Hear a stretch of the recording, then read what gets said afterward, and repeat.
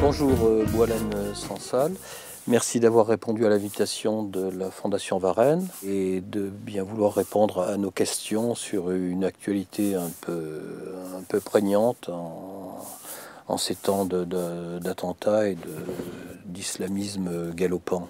Ne pensez-vous pas que les gouvernements, français en particulier, n'ont pas assez mis et assez tôt l'accent sur des principes de laïcité qui sont une des conditions sine qua non pour une société harmonieuse, à savoir qu'ils auraient dû mettre beaucoup plus tôt les points sur les i de la laïcité, précisément. On ne le voit pas se déplacer, le curseur. Oui. Voilà, c'est les mouvements, le mouvement infinitésimal, ça se déplace doucement, on ne se rend pas compte.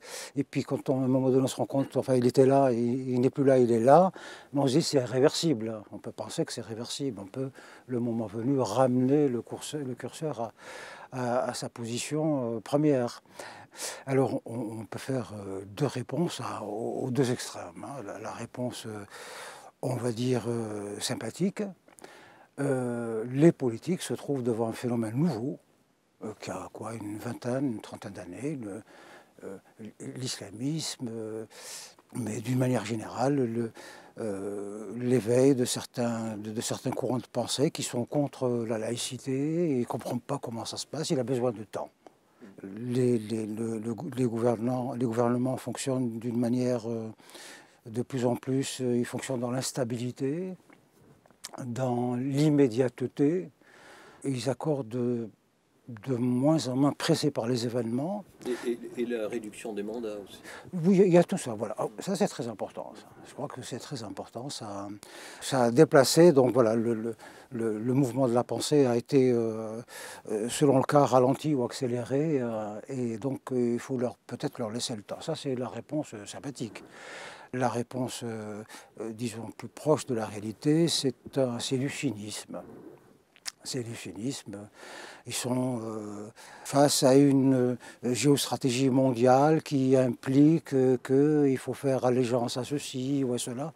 Les petits pays ou les pays moyens comme la France ne peuvent plus se permettre des politiques de grandeur. Il faut amarrer le train à quelques... il y a la mauvaise conscience de gauche. Oui, il y a cela. Ça compte pour beaucoup. Hein. Et donc, s'amarrer à l'Amérique, s'amarrer éventuellement à la Russie, mais aussi tenir compte de ce monde musulman qui représente 1,5 milliard, 1,6 milliard de personnes et qui est présent en Europe. Donc ça, voilà, les politiques sont très difficiles à définir et donc le plus facile est de jouer le cynisme, l'intérêt immédiat, l'intérêt partisan. Actuellement, la parole n'est pas complexée, n'est pas phagocytée par des épées de Damoclès comme l'islamophobie, le complexe post-colonial. Et au lieu de pratiquer une parole libérée, notamment dans la presse, on pratique l'autocensure en quelque sorte, et on se contente de poser des questions politiquement correctes, très consensuelles, afin de ne vexer personne, et d'éviter des procès d'intention interminables et des débats, comme on pu en essuyer pas mal d'intellectuels, dès qu'ils essaient d'analyser et de voir ce qui, dans l'islam, pourrait être abordé de façon décomplexée et critique, ce qui serait la moindre des choses, notamment quand on s'adresse, comme vous le faites tout à l'heure, devant un cénacle de professionnels du journalisme, de têtes dirigeantes du journalisme et de jeunes journalistes qui rentrent dans le métier. Donc, est-ce que c'est pas un message à faire passer? Oui, parce que apparemment le courant de la réconciliation il y a un jeu de mots, là, c'est le courant de la réconciliation. Oui, voilà, si on utilise les mêmes références que les nôtres en Algérie, ben il est dominant aujourd'hui. C'est donc lui qui donne le là, qui dit ce qu'il faut faire face à cela. Mais pour revenir à combattre l'islamisme par la parole, bon, il faut peut-être un peu développer. L'islamisme radical ne se combat pas par la parole. Ça, c'est des gens qui ont passé le Rubicon, ils sont dans la rupture totale.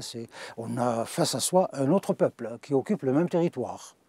Donc là, problème politique, éventuellement militaire, parce que ces gens-là, une fois ils ont leur territoire, tout naturellement, ils le défendent.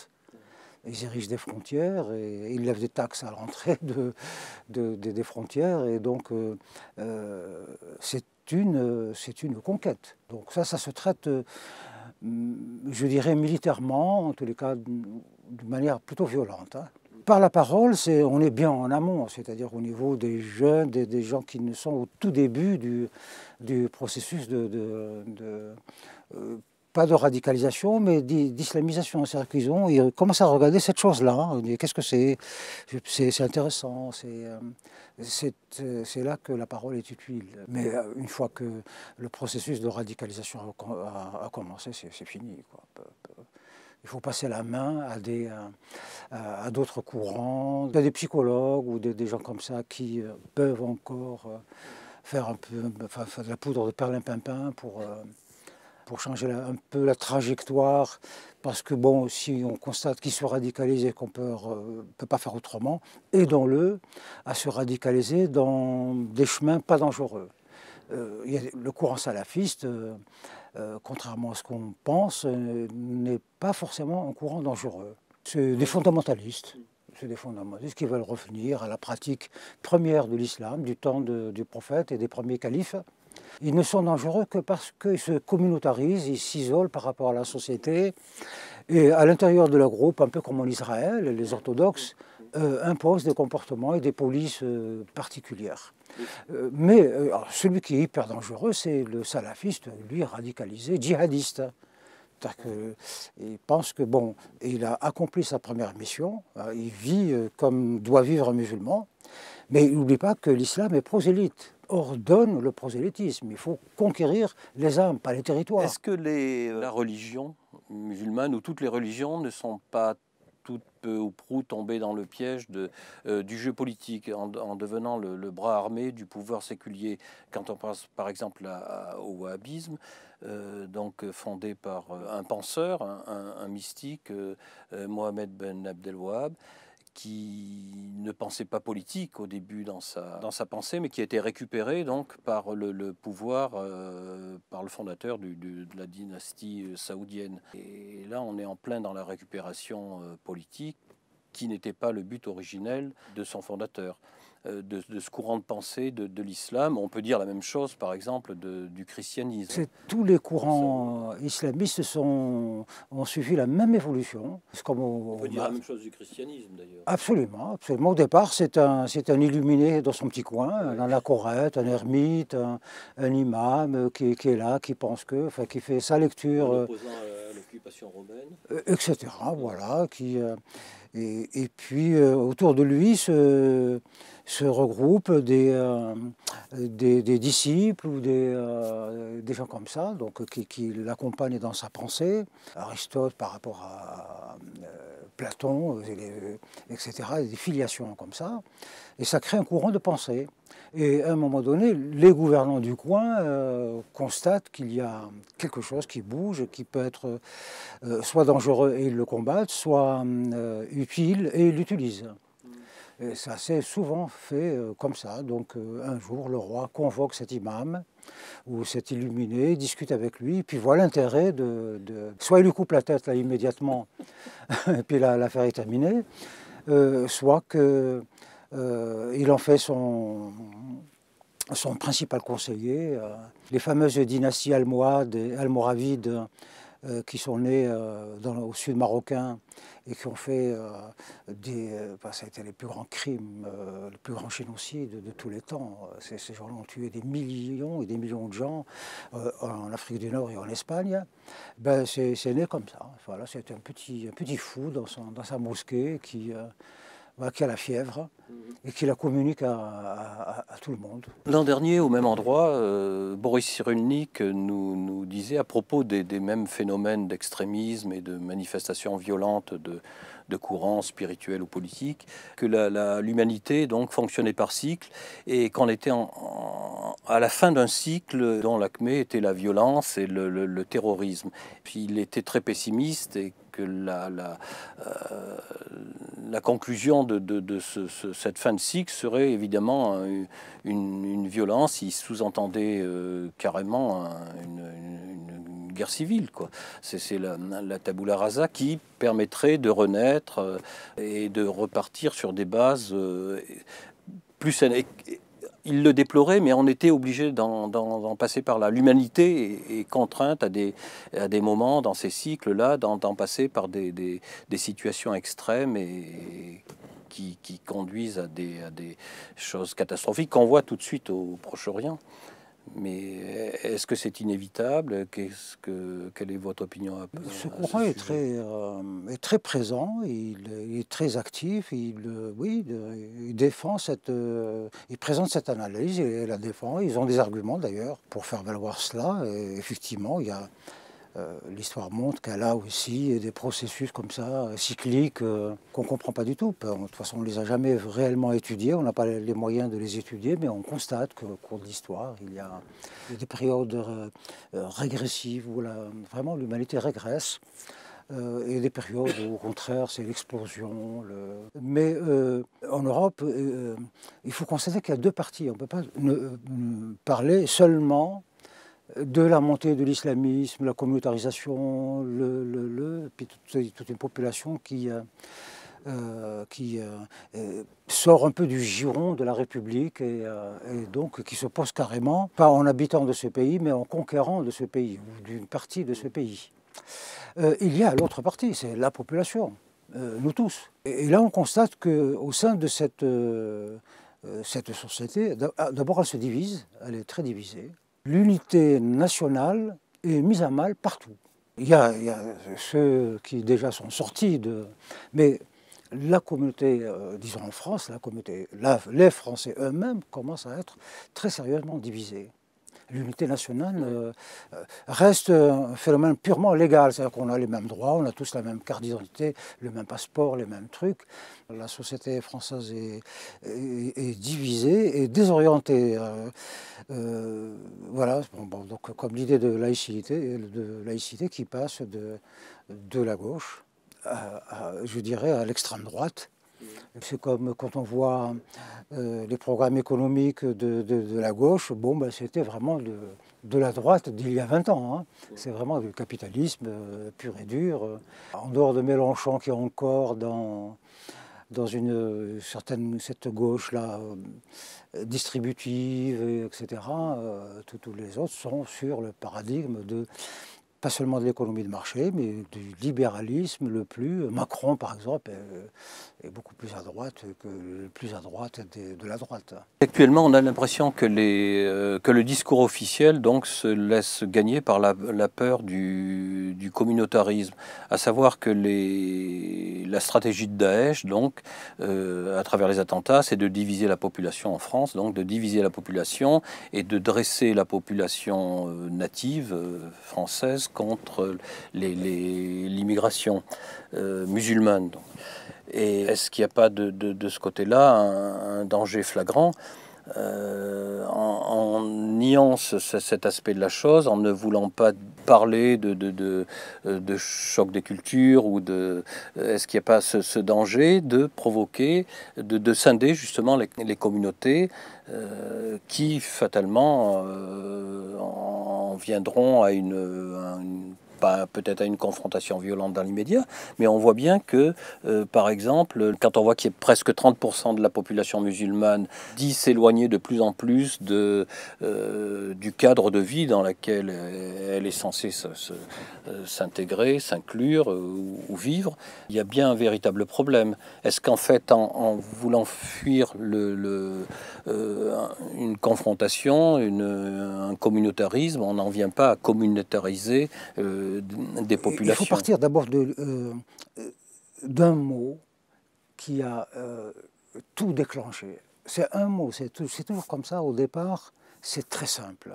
Des philosophies, des courants de pensée politiques naissent quelquefois avec un mot. Ah, voilà, Socrate, connais-toi. Bon, à partir de là, ça a créé un courant philosophique très important. Et là, c'est ce mot qui est né en Afghanistan il y a en 1890 par là. C'est d'ailleurs pour ça que tout démarre en Afghanistan. Tout le temps, l'Afghanistan, on se dit, qu'est-ce que ce pays de bout du monde, pourquoi il est si présent dans la politique mondiale parce qu'il y avait un penseur qui a pensé, c'est la fonction d'un penseur, de penser qu'il était venu le temps de réveiller l'islam. L'éveil. Il a inventé, c'est un mot arabe, la nahda, qui veut dire le réveil, l'éveil, la renaissance. Il a travaillé sur ce mot-là, il en a fait un courant de pensée, et autour de lui se sont greffés des disciples sont venus de partout le rejoindre. Cet homme-là qui était un illustre inconnu que personne ne connaissait. Il s'appelle Jamal ad-Din al-Afghani, Jamal ad-Din, l'Afghan. Et découvert par des orientalistes qui l'invitent en France. Les premiers à l'avoir découvert, c'est des orientalistes français. On l'invite en France, et voilà, Jamal ad-Din al-Afghani devenir la coqueluche de la France. Et il est reçu à l'Assemblée nationale, à la Sorbonne, à l'Académie française, à droite, à gauche, etc. Et puis ensuite, c'est Londres après le relais, Berlin, etc. Tariq Ramadan de l'époque, reçu partout, donnant une image de l'islam merveilleuse. L'islam, grande civilisation, etc. C'est l'éveil, ça va apporter quelque chose à l'humanité, c'est formidable, etc., etc. Il a été rejoint par de très nombreux disciples qui très vite se sont divisés en plusieurs groupes. Alors, parmi eux, il y avait Hassan el-Benna, le grand-père de Tariq Ramadan dont on vient de parler. Et puis Mohamed Abdou, qui est l'Égyptien, et puis d'autres, voilà, des jeunes comme ça, qui ont la trentaine, bien formés, très politiquement engagés, qui étaient dans leur temps, qui s'impatientaient de voir leur pays décoller, retrouver, enfin l'islam, mais aussi retrouver le sens du progrès, l'idée du progressisme, et tout ça. Et il s'est créé 4 courants. Les uns disaient, on ne peut faire la nahda, le réveil de l'islam, que par les valeurs de la raison. Et ça a créé un courant dont le maître penseur aujourd'hui, il est mort, hier on en parlait, Daniel en parlait, il est mort il y a quelques semaines, c'est Balek Choubel, qui parlait de l'islam des Lumières. Ces jeunes-là disaient utilisons ce qui a permis à l'Occident de faire ses lumières. La raison, la contradiction, une certaine liberté au sein de la société, etc., etc. C'est comme ça que nous ferons la nahda, le réveil de l'islam. Parce que l'islam est lumière, l'islam est science, l'islam est ceci, c'était leur discours. Et puis il y a ceux qui disaient, mais pas du tout. Si vous allez il faut être cohérent. Si vous prenez les valeurs de l'Occident, devenez chrétien. Il vaut mieux rentrer dans leur logique, parce que leurs valeurs procèdent de quelque chose. Elles procèdent d'une religion au départ. Et il disait, mais pas du tout. Il faut revenir à la source. Donc c'est les salafistes, un courant salafiste. On refait la lecture, la première lecture du Coran comme elle était écrite, et puis voilà, on en reste là. Et c'est ça la renaissance de l'islam. Et le troisième courant, c'est celui des frères musulmans qui disait Taratata, il n'y a de véritable nahda qu'avec le peuple. Ce n'est pas une histoire de penseur dans un coin, il faut travailler avec le peuple. Le peuple, il faut l'éduquer, il faut créer des machins, etc. C'est des enfants, le peuple est ignorant et faible et tout, mais c'est aussi la force. C'est avec le peuple que l'on fait les révolutions. C'est le mouvement des frères musulmans. Et le quatrième le quatrième courant, ils disent que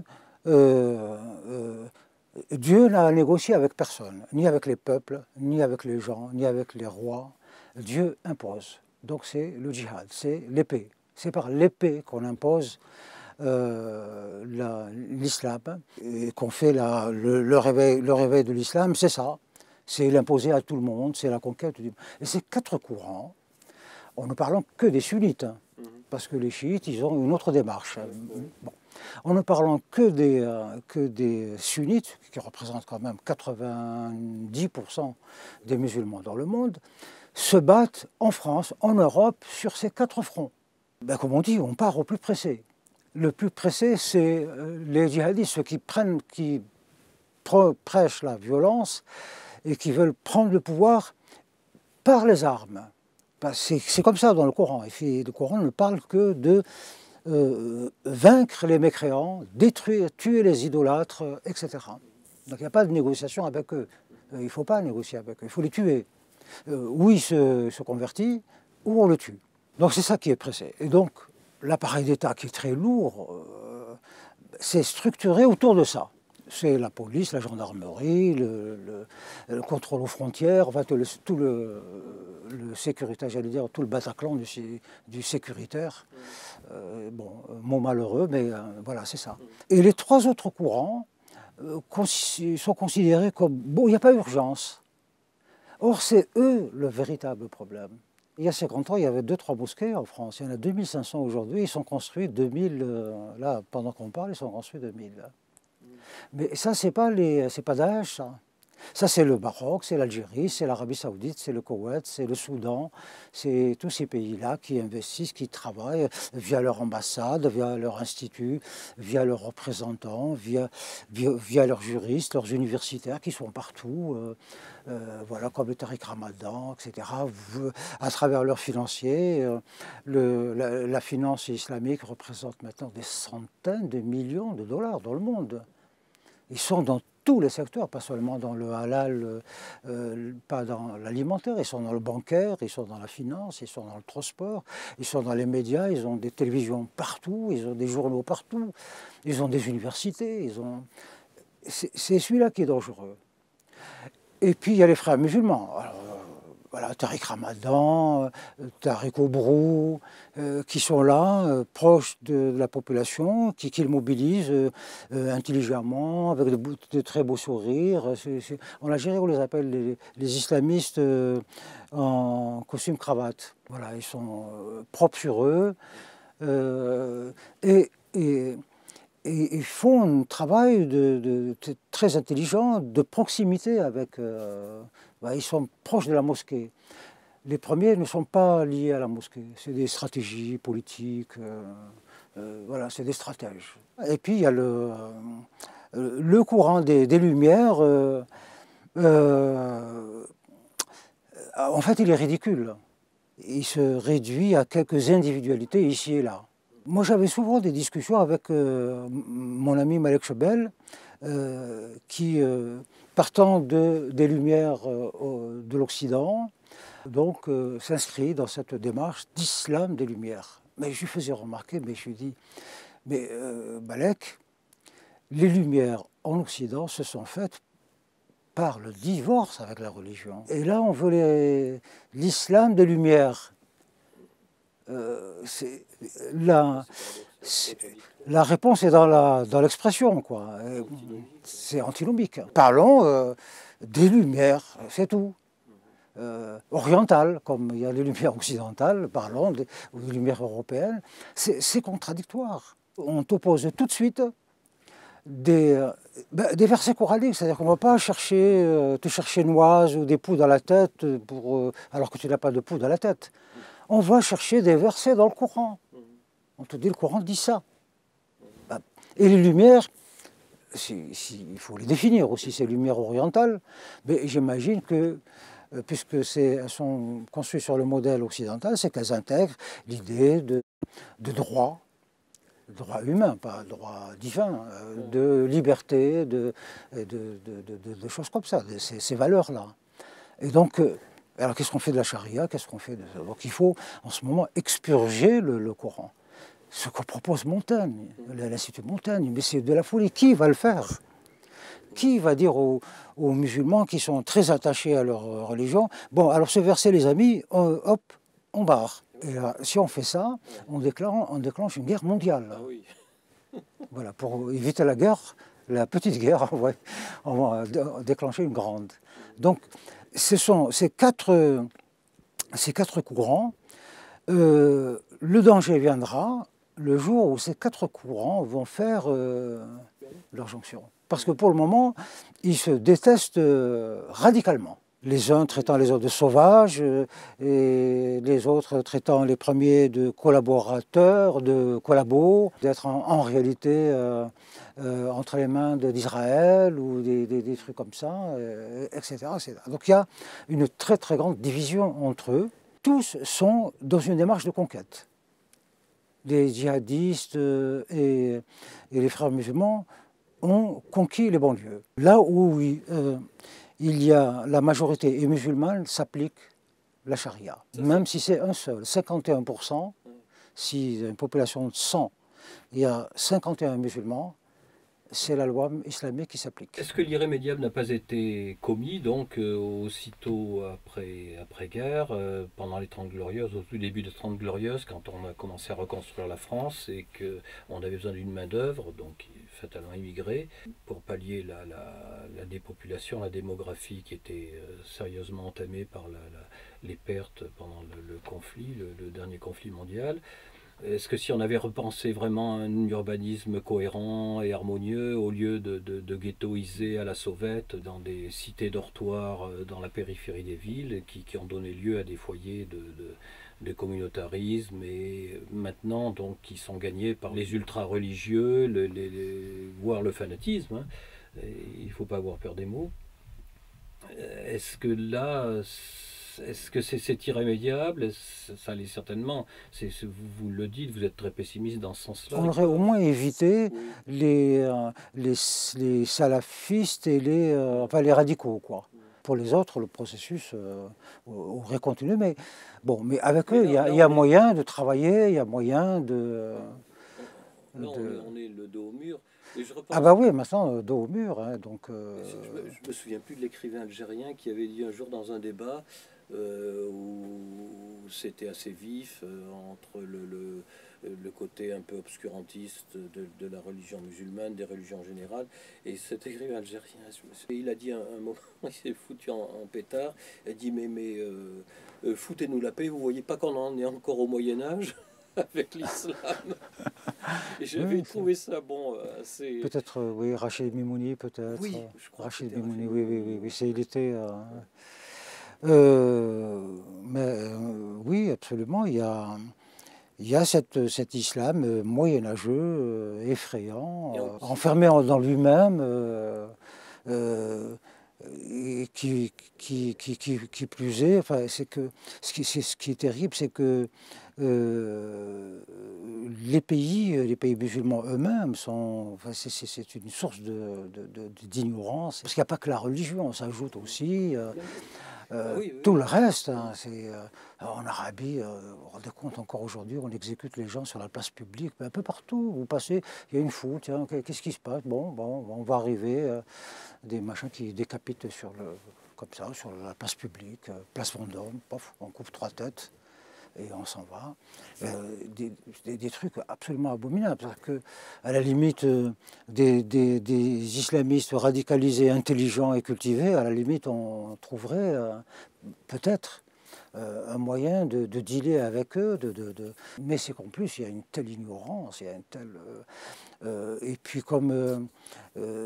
ça, alors, au discours religieux, il faut aussi tenir compte de ça. Et ça, c'est à combattre très sérieusement, et on ne le fait pas. C'est combattre les régimes de ces pays-là, qui eux aussi ont produit un discours.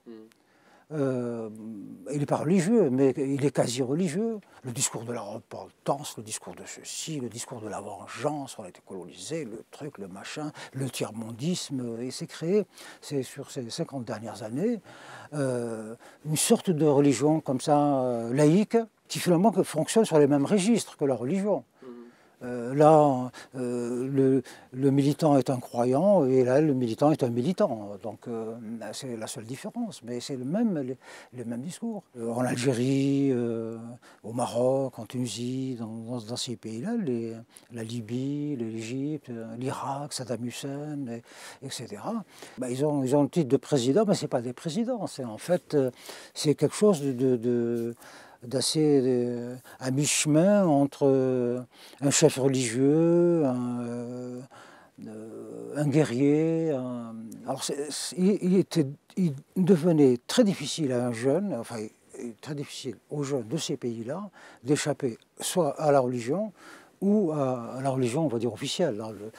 L'hypernationalisme, c'est la race, le panarabisme, la race arabe, notre destin, nos trucs, nous étions... les Arabes ont emmené la civilisation au monde, donc elle nous appartient, sans référence à la religion, mais ils tiennent un discours qui, au fond, est le même. Alors il faut aussi en tenir compte. Alors quand moi je vois... Bouteflika tient des discours de ce type. Toute sa vie n'a fait que cela, te dire ce discours. Mais il est c'est l'homme d'État le plus courtisé dans le monde. Chirac le courtisait matin et soir, et ensuite Sarkozy a pris la relève, Hollande a pris la suite. C'est l'homme d'État le plus visité, et on ne le visite pas comme un chef d'État, je veux dire, pour parler à affaires.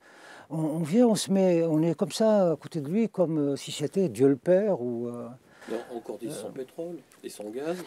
Mais même, c'est même pas ça. C'est même pas ça. Il y a un peu de ça, mais... Ou la peur de l'explosion voilà. des quartiers. Voilà, c'est plutôt ça. C'est plutôt ça. L'Occident a sous-traité, ne pouvant pas gérer ces communautés, il a sous-traité cela à Kadhafi, à Bouteflika, à Ben Ali, faites quelque chose pour vos communautés chez nous, essayez. Et ils l'ont fait. En Algérie. Alors c'est drôle, on n'en parle jamais. Dans les années 70, donc 65, Boumedienne avait pris le pouvoir et il avait créé l'Amicale des Algériens en Europe. Alors, méga, c'était un super ministère à Alger. Et dans chaque pays d'Europe, chaque ville, il y avait une amicale des Algériens, hyper puissante, hyper organisée. Et tous les Algériens étaient tenus de s'inscrire et de venir recevoir leurs instructions à propos de tout. Sinon, pas de passeport, il ne peut pas rentrer au pays, etc., etc. Ces enfants ne peuvent pas avoir de bourse, enfin bref, et comme un système comme ça, genre Stasi, KGB, tout ça, donc les gens ont peur, ils viennent, ils s'enregistrent et ils font ce qu'on leur dit de faire. Ils cotisent un peu à des tas de trucs et on leur dit faites pression sur machin, ils font pression. Manifestez, ils manifestent. Taisez-vous, ils se taisent. Et ça, c'était partout, dans toute... Quand, octobre 88, le printemps algérien, le système se fissure de partout, se casse la gueule, pour autant, l'amicale des Algériens n'a pas disparu. Comme elle a été récupérée, les structures, l'organisation, les réseaux ont été récupérés en partie par les islamistes qui étaient à l'intérieur du FLN et qui sont sortis. Donc ils ont récupéré un réseau fantastique à travers toute l'Europe. Et le FLN qui a essayé de reprendre la main sur, c'est lui qui a créé ça, sur son propre réseau. Et voilà, et donc on a, je parle pour l'Algérie, donc deux réseaux concurrents, un réseau FLN donc lié au président, à l'administration, etc. Très structuré, structuré à la soviétique.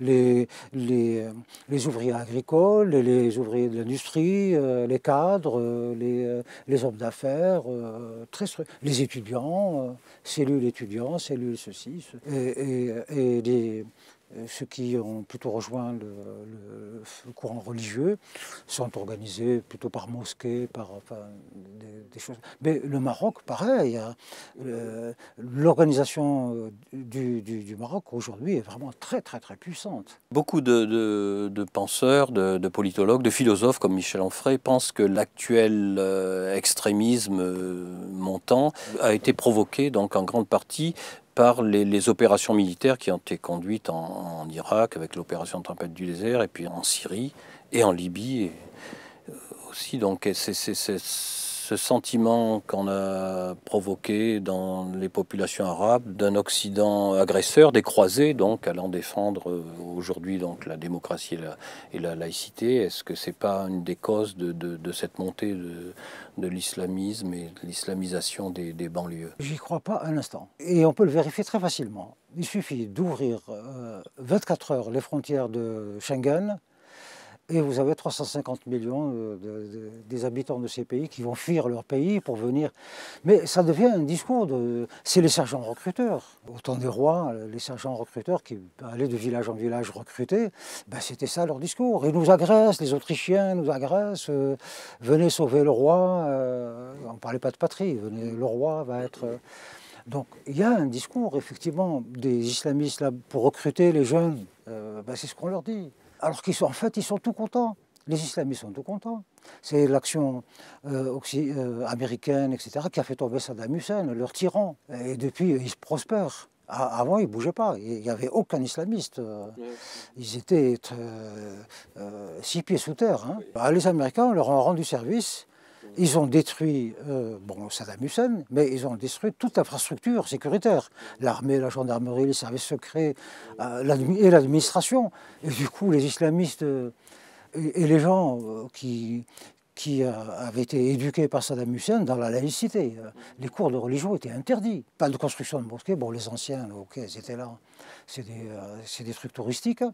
Mais pas de construction de mosquées, pas d'enseignement religieux, rien du tout. Et ils étaient dans la clandestinité. Et donc, leurs sergents recruteurs, sur quelle base ils vont recruter? C'était cette base-là. Mobilisez-vous, regardez ce que le chrétien, le chrétien, mais on s'en fout. Nous, s'ils nous donnent le visa, on va chez eux. Les guerriers, c'est pas chez les démocrates qu'on les trouve, hein, c'est chez les islamistes. Eux, ils sont rapides à prendre les armes et à monter à l'assaut, alors que les autres, ils veulent d'abord comprendre, réfléchir, de quoi s'agit-il et pourquoi et comment. Est-ce que la diplomatie, ce serait pas mieux? De plus en plus, on voit la presse prise de court et dépassée par l'événement. On n'a plus le temps du recul nécessaire pour analyser des phénomènes assez complexes, comme l'islamisme, l'islam tout simplement, mais l'islamisme radical, le terrorisme. Et pris de court, on traite l'information à chaud, sans recul et sans analyse qui est nécessaire et qui serait indispensable pour se rapprocher de la population, du lectorat, et lui fournir les clés qui lui permettraient de comprendre un peu plus ce qu'il est en train de vivre, et des fois de façon très violente. La presse donc serait dans l'incapacité de remplir véritablement sa vocation, ses fonctions. Oui, c'est-à-dire que non seulement elle ne le remplit pas, mais dans certains cas, elle fait de la politique. C'est une dérive totale.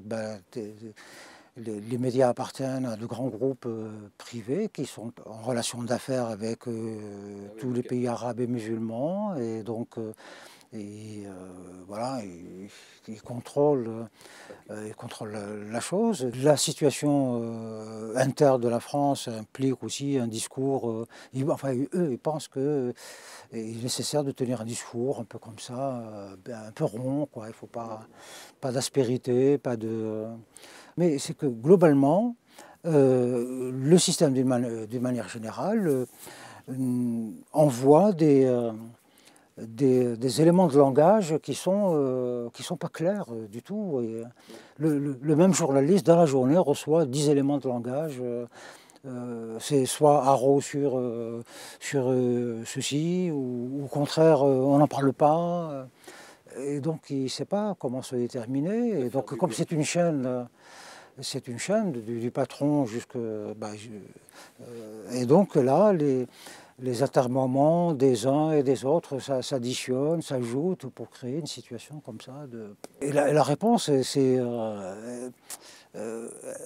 est hyper dangereuse. La réponse que la société est en train de produire, c'est on va dire les médias de réinformation à travers Internet.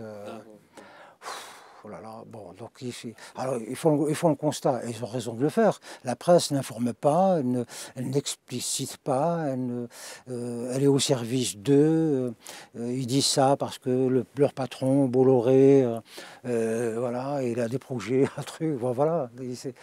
Et donc, nous, on va faire de la réinformation. Mais en fait, ils font presque pire. On est passé d'une presse écrite identifiée, donc à travers des titres, des orientations politiques et éditoriales repérables, à Internet, qui est un véritable fleuve, un flot d'informations continues, qui traite dans l'immédiateté l'actualité, donc le factuel. Mais sur Internet, on trouve de tout et son contraire, y compris des discours très bien faits, qui proviennent de sites extrémistes, qui noient le poisson très habilement et qui concourent justement à radicaliser une population beaucoup plus fragile psychologiquement, qu'on trouve évidemment dans des milieux défavorisés, dans les banlieues, etc. Ils travaillent sur des niches comme ça, parce que bon, ils visent une clientèle. Cette clientèle est comme ça, elle est paramétrée comme ça, donc on travaille pour elle, quoi. Et puis comme maintenant, de plus en plus de gens parlent plusieurs langues, par exemple en Algérie, je veux dire que tous les gens qui savent lire et écrire, que ce soit en arabe ou en français ou en anglais, ils ne sont pas du tout tournés vers les médias algériens, qui émettent dans le vide, personne ne les écoute. Ils sont sur les chaînes françaises ou anglaises ou américaines. C'est-à-dire qu'avant, le gars était chez lui, le journal arrivait. Donc on lui amène le journal, chez les Américains, on lui jette sous un petit gamin qui passe en vélo, il lui jette, il ouvre la porte, c'est là. Aujourd'hui, les gens, quand même, vont chercher des informations. Ils se mettent devant leur ordinateur et puis ils naviguent. Ils vont lire le Washington Post, ils lisent le Herald Tribune, Le Monde, voilà, et ils font leur truc. Et comme maintenant, tous les grands pays émettent au moins en anglais, en français, en arabe, donc on a accès aux médias du monde entier. Alors, pour vous, l'information est bonne si vous y croyez. Voilà, si on vous dit, si vous y croyez, elle est bonne. Et si évidemment vous pensez autre chose, vous dites oh non, mais ça c'est un fake, c'est pas sérieux. Oui, il n'y a pas un témoignage de la culture qui ne soit pas aussi un témoignage de la barbarie, disait Walter Benjamin. Bah oui, oui, je ne sais pas pourquoi on a tendance à penser que on associe le mot culture au bien, au mot bien, au mieux, mais pas du tout. La culture produit autant, sinon plus, de mal que de bien. Concernant la lecture des textes sacrés, donc du Coran, paroles révélées, il y a toujours des théologiens, il y aura toujours des théologiens pour vous expliquer que tel verset très violent est replacé dans un contexte historique et à relativiser et à relire sous le prisme de l'actualité et d'une certaine actualité et modernité. L'islam s'est construit sur le sang. Voilà, ça, c'est ce qu'il faut retenir, c'est ça. C'est que ça a toujours été quelque chose de très violent, même si, à côté, ça a produit... les religions en général, les religions monothéistes. Oui, et en particulier l'islam, quoi. En particulier l'islam. Vous allez encore vous faire des amis, là? Non, c'est un discours que j'ai déjà... les gens savent ce que je pense, donc ça ne les surprend pas. Donc, mais c'est courageux de le dire, quand même. Oui. Je pense qu'il faut le dire parce qu'on peut contribuer évidemment à l'enfumage général, c'est très facile, et puis ça peut être sympathique, parce que là on rentre dans des clubs et on est très bien à l'intérieur. Hein. Mais moi je pense qu'il faut sortir ne pas contribuer à l'enfumage, quoi. Voilà, dire les choses, essayer de les dire le plus sympathiquement possible, évidemment. Il ne faut pas que ce soit de l'islamophobie ou de l'insulte gratuite, etc., etc. Essayer de le dire avec des mots corrects. Et puis que l'on peut étayer, c'est-à-dire que quand on dit que l'islam s'est construit sur la violence, ben, c'est écrit dans le Coran. Je veux dire, c'est le discours religieux qui est comme ça. C'est pas les gens qui disent ah, non, ça fait partie de la démarche. Dans tout ça, il y a quand même des musulmans qui sont ben, des gens tranquilles, qui croient à ces choses-là, ils sont bien là-dedans, psychologiquement ils sont bien, et puis eux, comme une pioche dans la chose que ce qui est bien, ben, évidemment, ils sont convaincus que c'est bien. Alors, quand on leur dit « Ah oui, mais page 2, il y a ça aussi, page 8, il y a ça, et page 12, il y a ça. » On dit « Oui, mais ça, c'était le contexte de l'époque. » etc. L'idée, voilà, un truc. Alors on dit, mais écoutez, les musulmans, le statut de la femme, c'est abominable, mais vous vous rendez compte, on les oblige à se couvrir, voilà, enfin, ce discours-là sur la femme. Qu'est-ce qui est la réponse? Mais pas du tout. C'est l'islam a libéré la femme. Alors on dit, ah bon, et comment? Ben oui, parce que avant l'avènement de l'islam, les filles étaient enterrées vivantes. Quand la première naissance, si c'est une fille, c'est une honte. Et quand c'est une fille, alors honteusement, on ne le dit pas, et donc discrètement, on amène le petit chaton là, et on le noie, et on l'enterre vivant. Enfin, vivant, ça a été ajouté par la suite. On tue peut-être, et puis et on enterre. Et alors le prophète avait dit non, c'est cette pratique, il faut arrêter cela, quoi. Ben, c'est Dieu qui t'a donné une fille, donc ben, tu acceptes la fille. Bon, voilà. Et donc du coup, c'est devenu à libérer la femme. Mais non, il a libéré les fous. Qui tuaient les filles, voilà, il les a libérées de la folie d'aller assassiner le premier enfant quand il est féminin. Mais voilà, ils se sont construits, se disent non, l'islam a comme libéré la femme parce qu'à l'époque on les tuait. Mais on ne tuait pas toutes les filles, on tuait la première et ceux qui avaient des fonctions d'autorité, c'est-à-dire les chefs de tribu, les grands guerriers qui, évidemment, eux sont dans le système. Ils sont des agents d'autorité, d'ordre. Et donc, eux produisent du guerrier, quoi.